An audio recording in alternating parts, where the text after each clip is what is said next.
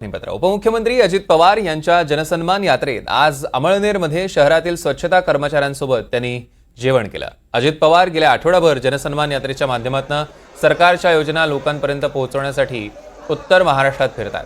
आज यात्रेत राष्ट्रवादी काँग्रेसचे प्रदेशाध्यक्ष सुनील तटकरे सहभागी झाले। जनसन्मान यात्रेच्या माध्यमातून समाजातील प्रत्येक घटकाचा सन्मान करण्याचा उद्देश आहे आणि म्हणूनच सफाई कर्मचाऱ्यांच्या सोबत जेवल्याचं तटकरेंनी सांगितलं।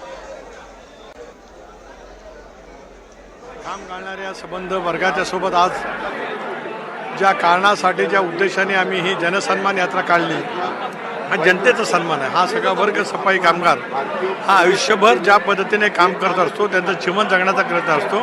मला असं वाटतं की त्यांच्यासोबत भोजनाचा लाभ आम्हाला मिळणं, जेवणाचा लाभ मिळणं हे सुद्धा आमचा सन्मान असं मानतो आणि जनतेचा सन्मान करण्यासाठीच आज आम्ही ज्या कारणासाठी आलो तो उद्देश निश्चितपणे सफल झालेला आहे।